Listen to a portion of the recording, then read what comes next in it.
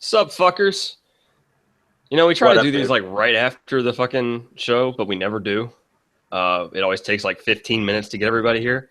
But we're here now, and we're Smark City, and we're going to talk about what was the fucking show tonight? No Mercy? Is that what it's called? Yeah, No Mercy. I made a thumbnail for it and everything. Anyway, hi, I'm Alex. I'm the dude with the Ben Balor thing. Uh, I've got Drew and Chris here for me. Drew, say hi. Hello. And Chris, aka Zent, aka Gandhi, say hi. Uh, Hello. So, it's kind of hard to start on No Mercy because it was such a weird show where they started with the WWE Heavyweight Championship match, and then Becky Lynch wasn't able to wrestle, and then weird stuff happened all night, and it was just a weird show. Um, I don't know It if it was a good show or a bad show. It it was felt just like a Raw. it was just the show. You know what I mean? It did feel kind of like a Raw. That was that was that was poor. That was poor. That was poor. You're poor. Shut up. Anyway, Well, I guess we start with the opening match of the night. I guess. Unless It we want was to the talk about best one. what It was the best one. So I think it was between it and Ziggler Miz. They were both about the same. Unless we want to talk about Kurt Hawkins, that's probably where to start. So Cena, Styles, Ambrose, they had a match. They had a wonky, almost finish. That's really going to be kind of the story, I guess, moving forward, is how Ambrose had the calf crusher on AJ Styles. He was using his own move against him, and then Cena, instead of just breaking up, he puts his own. What does he call his finisher? Something stupid. the STF, I think. Oh, the STF. Yeah, that's right. So he puts the STF on Styles as well, and then Styles taps. There's no conclusive finish, so they just restart the match and keep going. So I don't know where they take that, but it ends up AJ Styles has enough of it, brings a chair in the ring, and lays out Cena, pins him. But it was a really good match. It was the opening match, and it was a really good match. So what did y'all think of it? Go ahead, then.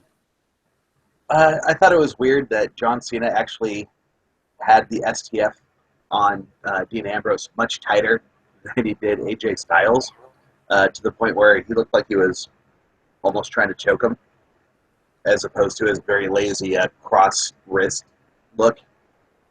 But I don't know. I'm sick of John Cena. I'm done with him. He could go away Yeah, forever. you were on Twitter, and I was like, dude, calm down. Like, get over yourself.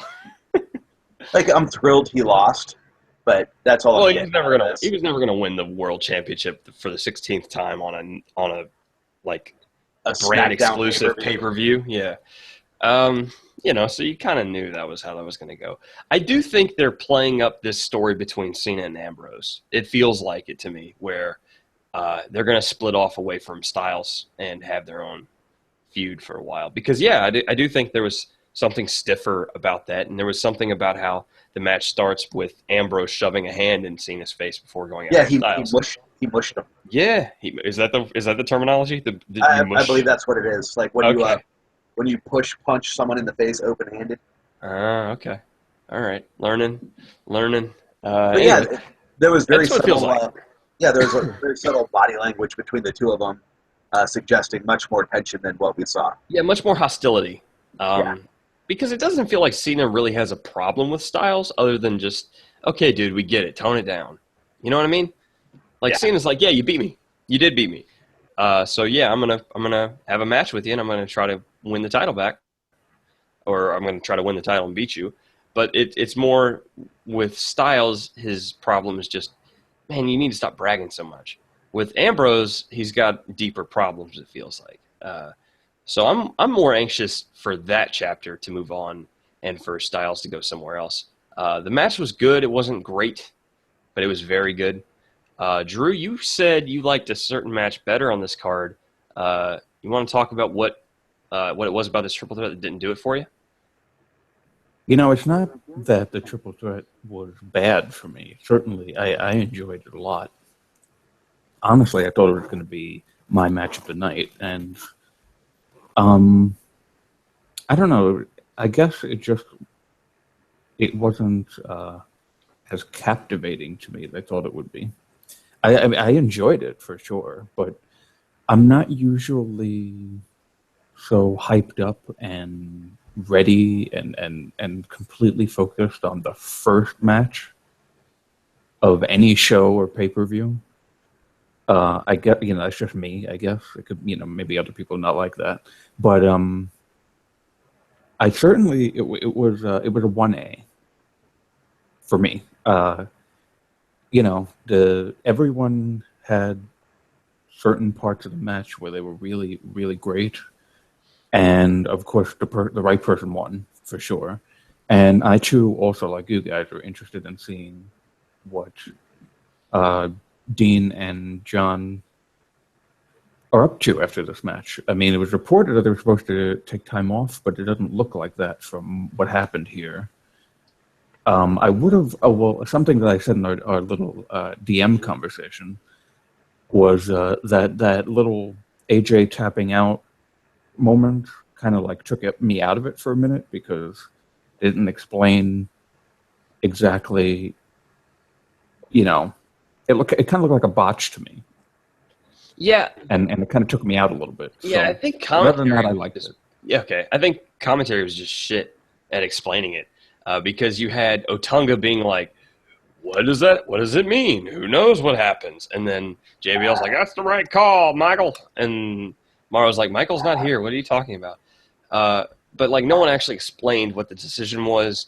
I think that's where they should have had floofy hair guy who, what's his name, that does the announcing, step in and say, there's no winner because there's no definitive winner, so the match is being restarted or whatever, so that we at least have the story moving forward. But there was that moment where you're like, what the fuck is AJ just done and it's now a one-on-one match? Like, what's happening?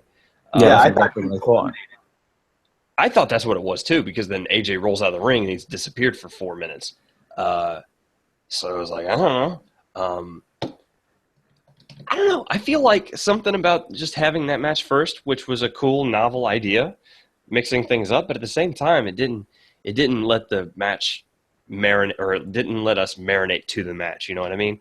I don't know. It just was a very good match, but I wasn't really into it, and I think that was kind of a theme all night.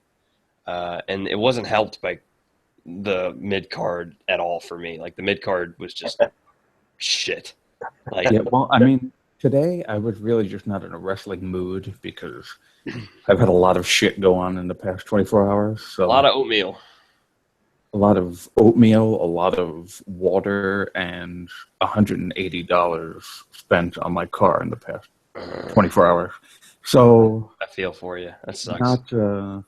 I wasn't really in a wrestling mood to come into the show tonight, so I might be just a little bit more biased when it comes to my feelings. Yeah. And I think that's cool to point out because, sometimes we're just in a bad mood, like, or just in not necessarily a bad mood, but just in a mood where, I'm not in the right mood to really get into it tonight. And, sometimes you just got to call that out because it happens. For the record, the oatmeal was somebody spilling oatmeal on my brand new car's cloth seats. And then the water was a pipe bursting underneath my kitchen sink. So just so people don't think I have a hatred towards oatmeal for some reason. He hates oatmeal. He's totally lying. He hates oatmeal. Admitted to a mental hospital or something. He's afraid of oatmeal. But anyway, continue. Anyway, so that was the first match of the night, and then they followed it up with Nikki and Carmella. Nikki Carmella. Oh yeah. Which was fine, but like that's just the theme of the night. Everything was just fine. Yeah, it was short. I think probably the right decision because Nikki's lost like every match since she came back from injury. So yeah, she needs a win. So I think that's probably good. But so what was the next match? Let's not even talk about that. Yeah, like I don't know. I don't think there's really anything else to talk about. And then after that was Swagger Corbin. Let's just skip that. Actually, after that was the Usos and Oh, it was the Oh, yeah. Usos. It was handkerchief dude. Um, so, so let's talk about the handkerchiefs because that happened. We we were on Twitter and we're all just like just fucking out of it, just kind of passively watching the show, not into it really. And there was something in my brain where I'm like, this Uso has a handkerchief in his back pocket. I know I've read something about that before. So I search it, and there's a certain handkerchief code that was used back in the 70s and 80s for the gay community. the gay community. Well, gay dudes in general who Yeah. wanted to get laid. Yeah, well, point being, if you had a handkerchief in a certain pocket, you were looking for a certain sexual act to happen to you or something. And apparently And that was color-coded. Yeah, it was color-coded. Apparently Mr. Uso number 1 wanted oral sex or wanted to give oral sex to someone. So we had fun tonight laughing our asses off about that. Goldie, we love you. The gay community. Anyway. Anyway, wrestling memes are awesome. So we were laughing about that more than anything. Because he probably didn't mean that, but maybe he did, and then maybe Uso wants to get his dick wet or his tongue wet, one of the two. That's why they turned heel. He's lonely. He's lonely. Oh, that would be so great if they if they do Uso filming outside of wrestling, and the other Uso with the wife is hanging out, and the other one's just like, hey, I gotta go for a second. You okay with that? Just 2 minutes. Just give me a second. Like, whoa. I want them to make this a thing moving forward, just subtly. So now what they need to do is in every tag match that they have going forward, different color handkerchief. The Usos have to lose because Jey Uso, the one with the handkerchief in the back, Jey Uso has to spot a guy that he wants to give oral to. Oh my god, that would be so funny. Crowd, and then be distracted by that guy. And then Jimmy gets pinned, and they always lose that way. You think he calls his partner Oos at Climax? Oh. I think what we're trying to say is it was a good match, but the wrong team won. Yeah. I agree. Like, the funniest thing about it was the handkerchief. It was a good match, another good match, but you can see where we were tonight. Like, we weren't actually caring about the show as much, which is sad because SmackDown's been so great. But yeah, they had the wrong team win. The Usos lost. What the fuck, man? Come on. Yeah. Like, they've been dominant, and then they lose to Slater and Rhino? Come on. Hey, don't say Slater like that. He's got kids. He's got kids that I give no fucks about. Jimmy and Gay Uso need. Oh, look at the pun on you. Thank you. I'm here all week. Literally, I'm here all week on every fucking podcast. So. Anyway, thank you. taking an internet bow. Anyway, that was a match, and we laughed our asses off. That was the funniest thing on the show. Was just us taking that handkerchief thing. Handkerchief color code. Look it up. Yeah, just handkerchief code will show you the results you need. Google search that shit. You'll find some things that you probably didn't want to know. Anyway, after that was the Angle ripoff and Baron Corbin, and yeah, I mean, I didn't even watch that. So no one did. No one watched it. It's Jack Swagger. No one watched it. So that happened. I think next was Alexa Bliss and Naomi. Oh, that was stupid as shit. Oh man. Yeah, that didn't need to happen. So I'm cool with Alexa Bliss having a match, even though Becky Lynch is in the hospital for some unclassified health issue. Like, that's cool. I want to watch Alexa Bliss fight. Problem is, she's the number one contender, right? So that's not a problem in and of itself, but she's a heel number one contender. So what should a heel number one contender do on their way to a title match? They should beat the shit out of people. Yep. What the fuck? Losing to Naomi? Losing to It's Glow Time? That is her only. That is the only thing she brings to a match is neon and then saying it's glow time, and then she loses. I'll give her this much. Brie Mode is way worse. It is, but only because Brie Mode is much more screechy. I mean, if Naomi brought it up an octave, it'd be even worse because it's more syllables, I think. Yeah, sorry. Quick math in my head. Besides Anyway. tonight, I've always been interested in Naomi. I like Naomi, and I don't mind the glow stuff. I think it's probably the most interesting thing about her at any point in any gimmick that she's ever had. So, I mean, I'm fine with it. I need her to go with the Usos and be a heel, and that would be more fun than this. Positive nonsense. Yeah. That was one of the biggest things to me is like, okay, the glow is cool, but let's call it what it is. It's just a fun gimmick that has no depth. It's just fun, right? Because it's cool. She's got entrance music and she dances and she used to be a professional dancer and the glow and all that shit. It's fun. But then Morrow's on commentary like, we asked her what the glow meant and she said it meant being positive. It's like, what the I don't need everything to have a message, guys. I just need it to just be mildly entertaining, and that's fine. Like, let's not beat around the bush. The glow is bullshit. It's just a thing. It's not. Let's be positive and all that shit. It looks fun for the kid. It's just fun for anybody. If you just chill, and it's like No Way Jose. Shut up and enjoy it, right? No, it's not like No Way Jose at all. Just chill and let it happen. Shut up. Chris does not like No Way Jose. That's putting it mildly. Which is Drew, I'm going to kill you. You can't. You're literally like 3,000 miles away from me. No way, Jose. No way, Jose. No way. Oh my God. This is my nightmare. he and Almas need to make a heel team. It'd be fun. Sure. Sure. Anything to make him not be No Way Jose. Anyway, point being. Okay, if you want me to cheer for John Cena, put him against No Way Jose.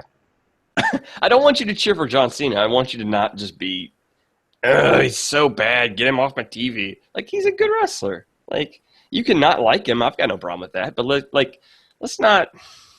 Like, he's clearly a good wrestler. So, like, the bullshit, you can't wrestle or shit, like, that's been debunked, like, 7 years ago.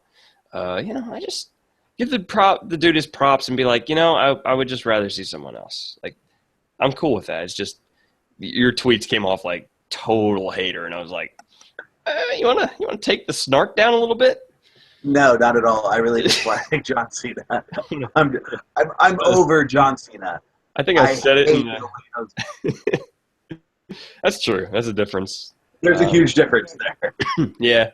Well, I mean, No Way Jose is never going to be on John Cena's level. So, like, he shouldn't even be on No Way Jose's level. He should not. He's inoffensive. He's like a mid-card NXT guy. He's a mid-carder for a minor league show. So, and you saw what happened with Moho Rawley. He got called up to. Mojo, whatever. I like Moho better. Let's call him Moho. Or we just call him Mojo Jojo. Anyone who's got the fucking Powerpuff Girls reference. Okay, so hated myself there. Anyway, Ziggler versus The Miz. Yeah, that happened. That was a good match. That was wrong ending. Match of the night. Thank you very much. Well, Zen says it was the wrong ending. I don't know if it was the right ending or wrong ending. It depends on how they play it. Drew said it was the match of the night for him. So, Drew, go ahead. You talk about this one. Well, I mean, Miz was doing some quality healing this match. The whole, like, copying Daniel Bryan and the yes chants, I thought that was fantastic. And Dolph Ziggler, I have to say, that was probably the best match I've ever seen of Dolph Ziggler's. I mean, it was full on. babyface comeback. It was, you think he's going to tap out here, you think he's going to get pinned here, and he just miraculously at like 2.9 kicks out. And I mean, it was. I'm now finally interested in seeing Dolph Ziggler again. It's been a long time since I've said that, really long time. And if I had to say one negative thing about the match, it was that the ref took way too long to be throwing some people out. No kidding. Thank you. No kidding. The fucking idiot was like, "Oh, who took off the turnbuckle?" and then did nothing about it the entire rest of the match. You're not gonna pad that shit? Nothing? Just gonna let people hit that and then, oh yeah, that's fine. Dumbass.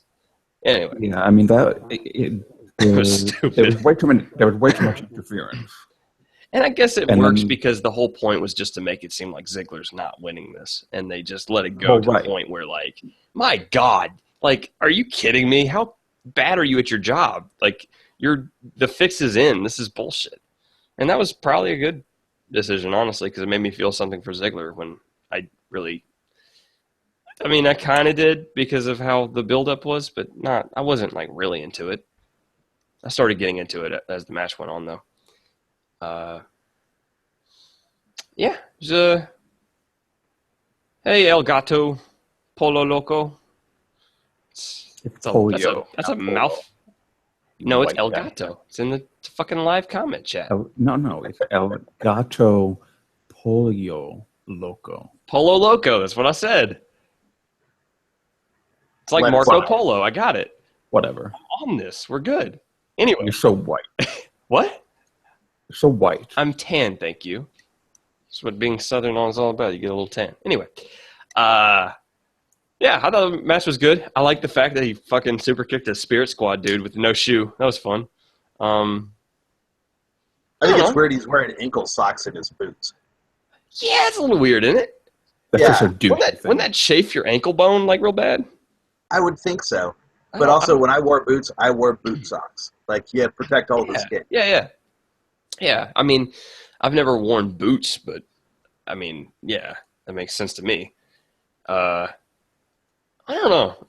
I mean, even that match, like, it was really good, but it felt like it should have been bigger to me. Agreed. Like, I think that should have been the main event, for sure. Definitely. Oh, yeah, that was my other gripe. Like, come on, that should have, for like someone's career is on the line. Yeah, like, if you're not going to have, well, first off, the main event should have been, like, the main event final match should have been the triple threat match.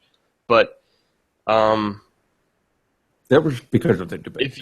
Yeah, I know. But I still think that's bullshit. But I feel like if you're not going to have that be the main event, then Ziggler Miz has to be the main event. And I feel like you have to make this decision beforehand so the whole show is producing up to Miz Ziggler.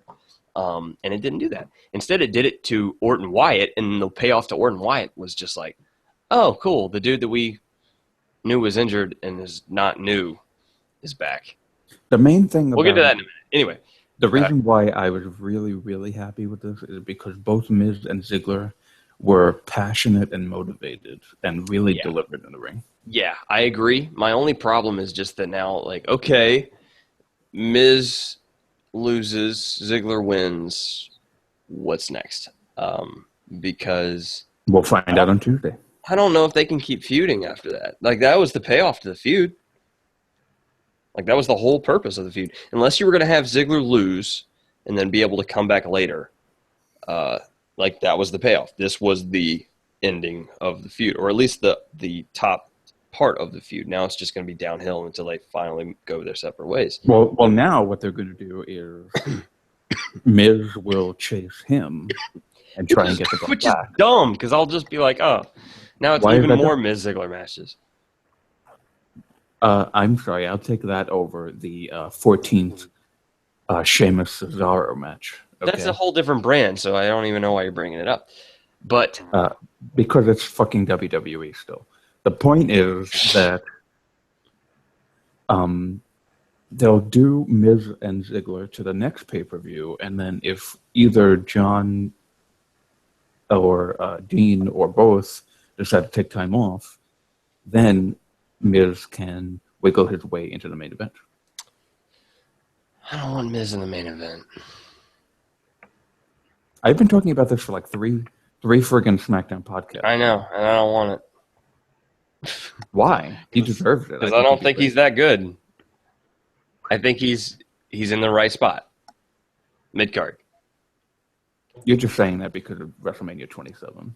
No, I wasn't watching wrestling back then. Like, I didn't watch any of that. I don't know. That was the Cena-Miz thing. Is that right? Yeah. Okay, so that was like, what, 5 years ago? Something like that? Yeah. I started watching 3 or so again after taking like a 4 or 5 year break. It's not that. It's just I don't see him on Styles' level. I don't see him on Cena's level. I don't see him on Orton's level. I don't see him on Wyatt's level. I don't see him on that other dude, Ambrose's level. I mean, just, you know what I mean? Yeah, but if Cena and Ambrose are not there, who goes to the main event?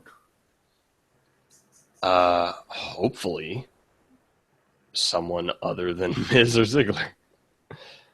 Because Samoa Joe. Samoa Joe, yeah, I would bring in like Nakamura.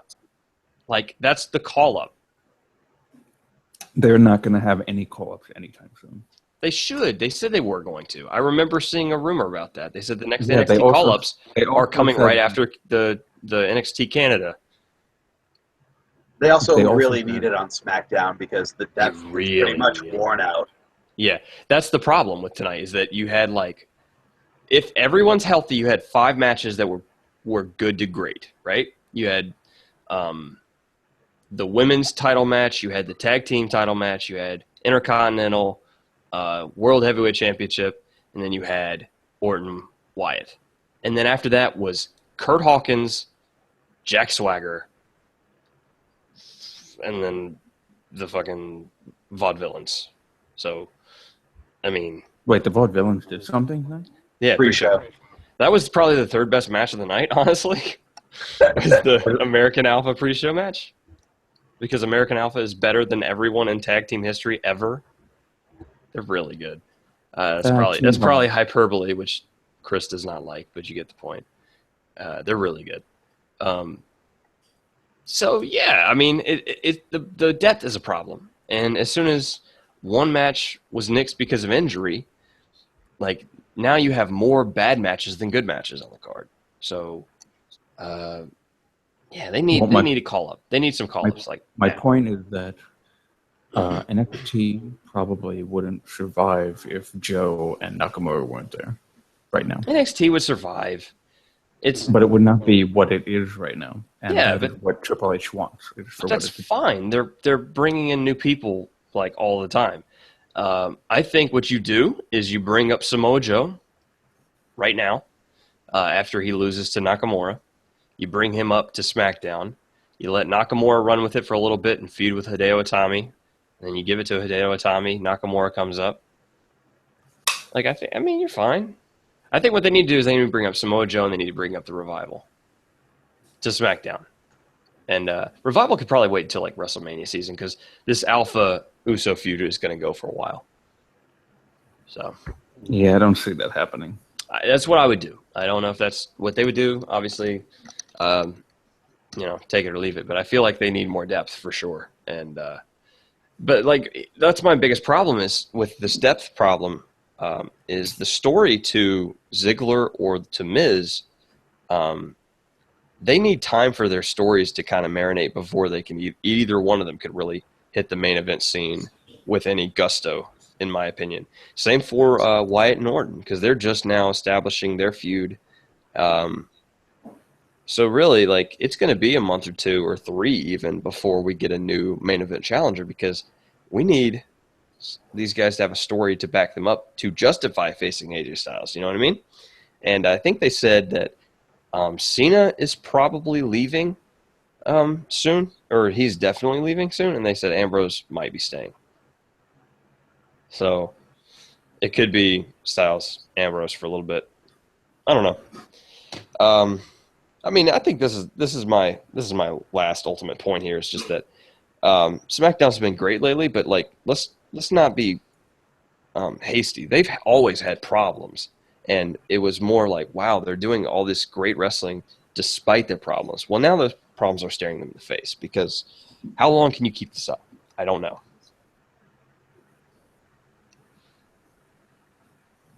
Well, I mean, it certainly became one of the out of nowhere interesting feuds in SmackDown. On SmackDown, I wasn't expecting it. When right after the Talking Smack, when Miz and Bryan went at it, we were all expecting some big Miz Bryan thing coming out of that. And then Dolph Ziggler came out, and everyone was like, "Oh shit, here we go. Who cares about this?" Yeah, And through time, it became one of the more interesting feuds on the whole show. I agree with that, but my problem with the whole feud, always from the start, was there's no longevity to this. They've fought so long and for so often over their career. There is no longevity. The only way you can milk this feud for a while is if Ziggler loses, and he did not lose. I don't know how long you can make this go, because I feel like if they just keep fighting on Tuesday, I feel like I've lost my investment. I don't know, man. I don't think there's much more they can do. Well, to me, not everyone needs to be facing each other for the first time for it to be interesting. I agree, but Miz and Ziggler have fought each other 160 times. So, yeah, but I don't know. So have. I mean, okay, well, you can't say Cena and Ambrose have fought 100 million times. It would be if like Cena and Orton fought again and not even for a belt. That's the equivalent. Is if Cena and Orton fought. But Cena and Orton have been in the company since 2003. So have Miz and Ziggler. They've been here for a long time. But they haven't been fighting each other. This is pointless. Well, there's something else to talk about. I know. Let's just get to the next match. There is no more matches. Are there? Oh, yeah, there's Orton Wyatt. Yeah, which was, I didn't want to talk about now anyway. That happened. Anyway. Like, a fine match, dumb payoff. I'm glad to see Luke Harper's back, but what the fuck? Oh, yeah, we're moving it. Okay, yeah. It bugged me because, like, you're showing, like, oh, shit, are we going to get something on Sister Abigail with, like, the way they're building this matchup, right? And then, like, Right. clearly Wyatt's had some kind of crazy shift in his demeanor. And then they show that backstage promo of him speaking in tongues, which he's done before. So I was like, I don't know if that's good. And they show Orton in the mirror with his face getting all swirly. And Goldie, do not speak of another Cena versus Orton. And I'm coughing. Anyway. And then, like, the swirly face thing, I was like, what is that supposed to mean? And then they have a match that's exactly like every other Bray Wyatt match that's ever happened. Like, they didn't pay any of it off. It was a good match, but, like, they paid nothing off. And it makes no sense to have Luke Harper back. Like, zero lead up to it. Like, where's Eric Rowan in all of this now? Like, the whole thing was just dumb. Well, I can tell you where Eric Rowan is. He's hurt. Oh, seriously? Yeah, he tore his rotator cuff or something. So, Bray is so tainted, he's hurting the people around him. Oh, no. But yeah, like the Luke Harper thing was apparently like supposed to be shock value. Like that was like Luke Harper returning was going to be the main event of the night. You know what I mean? That was I don't know. I love Luke Harper, and the crowd gave him a warm ovation. But like, come on. It had zero place in the story. Yeah, I mean, I guess I don't know. It made no sense with what Wyatt was doing before the match. Over the past couple weeks, made no sense. I guess Luke just showed up of his own volition, because then Wyatt was like, "Oh, hey, Luke," and like laughed. But like, I don't know. Just a little mildly disappointed. I think that's the theme of the night: mild disappointment.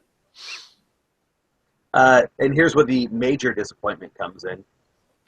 No Eva Marie. Yeah, man, no Eva Marie. Like, I'm personally hurt by this.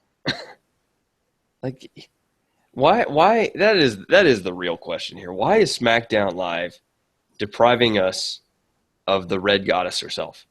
Like, Why are they holding her back? Daniel Bryan is the worst. He is literally holding back Eva Marie. Is it some spiteful thing because she's not living up to Brian Kendrick's name, which is wrong because she's far surpassed Brian Kendrick, his piddly little friend. Like, I don't understand. I don't get it. Why can't they just let her bloom into the flower she's supposed to be? I have no idea. I'm right there with you. Prayers Drew? for Eva. Hashtag prayers for Eva. Prayers for Eva. Awful. It's awful. Yes, I heard my name called. You're a little quiet. Are you going to say something nice about Eva Marie because she deserves it? You know, she's clearly being victimized at every level by Daniel Bryan or just the crowd at large or just society. Like, they don't understand her. They don't get her. That's not fair to her. Just when you thought the authority was gone, now it's going after Eva. Yeah. Drew, do you have anything to add? Drew? We gotta do this every week. It's so great every time. So fun. So fun. Apparently, Trump called Clinton the devil in the debate tonight. You know who's the devil? You, for not saying nice things about Eva Marie. Let's call a spade here, Drew. Well, you can call me The reason why devil. your name starts with a D, devil. I mean, come on. Like, this isn't hard to figure out, people. Or Dick. He's not wrong. Meaning, because I'm a dick. So. Any last thoughts? I don't know. My last thought is... Don't vote. Just, just passively watch society crumble together. We'll hold hands and smile as the city's burned down. It'll be fun. I'm not holding your hand, motherfucker. I don't want you to hold my... First off, I don't want to hold your hand either because I don't know where it's been. The Beatles. Actually, I do know where it's been, and that's specifically why I don't want to hold your hand. You know where this hand's been. That's what I just said. Do you have ears? Mm-hmm. That's right. Let's not make this gay. On that note, we make these things gay. Someone get Drew a handkerchief. Right pocket. Ew. I'm not. I don't show those things. I just keep it internal. Keep it internal. Yeah, that just got a little gross. What kind of freaky shit are you up to? Internal things. Internal freaky shit. I think we're all internally a little freaky. Debate should have been, or should have had Benny Hill music overlaid. And the Usos have gay handkerchiefs. Yep. That's true. So there was literally like nothing else. This was we really just shit all over this pay-per-view pretty much. Yeah, well, I don't think we shit over it. We just kind of, called it what it was. It was an average show when it should have been better. Now I'm off of work again tomorrow, and I really, really am not. Well, tomorrow you can check out the Smark City Twitter because we'll be doing for the second week in a row. How long can Drew last? We're playing the game, how long can Drew watch Raw without pulling his hair out? It's a fun game, despite the name. Basically, if you want to make it fun yourself, because nobody wants to watch Raw like on its own, take a drink every time Drew says something derogatory on Twitter about the show. That'll make it fun for you. And then, and I'll drink myself. Yeah, and that's what. Tell you what, let's all do that tonight. Every time Drew has a negative thing to say on Twitter, we'll all take a drink, and then we'll have a podcast after, and it'll be a thing. I'm lucky I'll be at yoga. You'll be at yoga.